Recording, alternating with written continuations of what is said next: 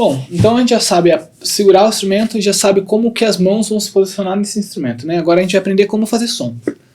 Né? É bastante importante a gente estudar cada mão separadamente para depois estudar o movimento como um todo, né?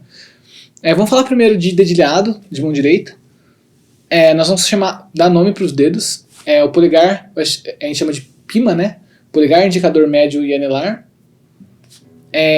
Em alguns lugares, quando você for usar o dedo mínimo, a gente chama ele de C, de chiquito, porque normalmente o material que se produz de técnica de violão normalmente é espanhol. Então, chiquito, porque dedo mínimo, enfim.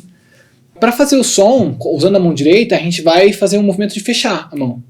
É um movimento bastante relaxado, bastante natural, e eu recomendo que vocês façam primeiro, antes de fazer no instrumento, vocês fazerem esse movimento de só fechar um dedo de cada vez da mão. Porque esse é o movimento que a gente vai fazer quando a gente estiver tocando. Então a gente vai fazer ele mais controlado e com mais precisão, mas é nada mais do que isso, né? Como que isso vai se traduzir para o violão, no caso? A gente vai apoiar o polegar na corda misona, o indicador na corda sol, o dedo médio na corda si e o anelar na corda mizinha, e vamos literalmente fechar a mão e tocar essas cordas no caminho.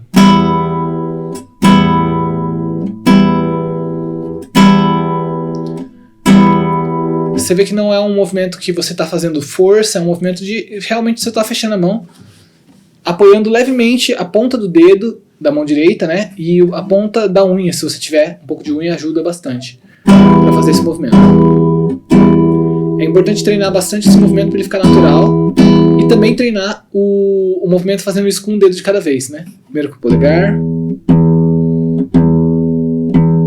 depois com cada dedo separadamente, apoiando os outros nas cordas, né? Vai ter os exercícios no material em PDF, não se preocupem.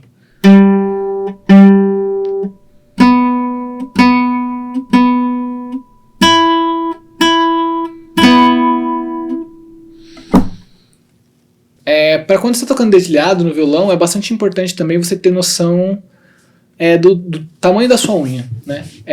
Tem muita gente que toca sem unha nenhuma, né? Toca só com a ponta do dedo.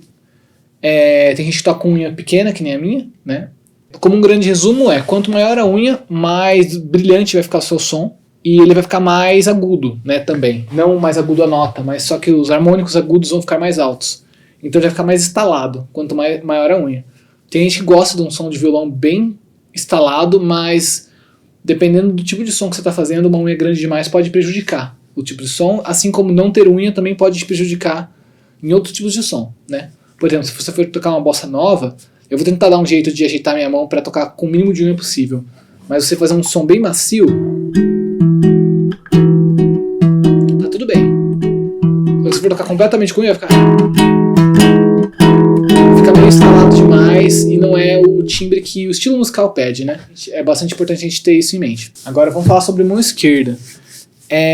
A mão esquerda ela é muito importante para a produção do som no violão, porque é ela que vai dar a altura do som.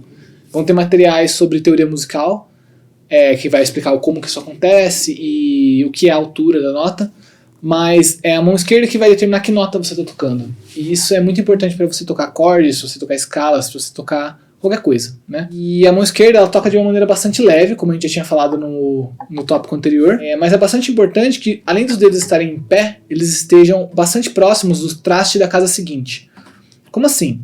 Né? Quando eu tento tocar com o dedo próximo do traste da casa anterior, ou seja, eu estou na casa 3 agora, da corda lá. Se eu estou tocando bem pertinho do traste da casa 2, o timbre vai ficar feio. Quanto mais eu vou me aproximando ao traste da casa seguinte, mais limpo vai ficando esse timbre, né?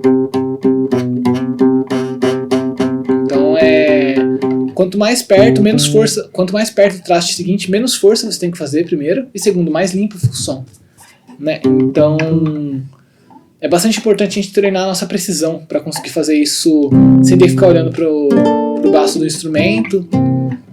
Não ter que racionalizar isso toda vez que a gente for trocar de dedo e tal. E também, esse toque é leve, como eu já tinha falado. Isso sobre leveza e precisão, ele não se aplica só também aos toques com um dedo de cada vez, né, como tocando melodias, mas também tocando acordes, e muito importante que isso também se aplica à pestana, né? A gente vai estudar mais a fundo sobre pestana nos próximos módulos, Mas não adianta nada você estar com a pestana mal colocada e fazer um monte de força. A única coisa que você vai conseguir é lesionar sua mão. Falo isso por experiência, já tive algumas tendinites na mão esquerda quando estava aprendendo e não é legal. É muito mais fácil você aprender a fazer certo de uma maneira precisa e relaxada do que forçar a mão a ter força. Então, é isso.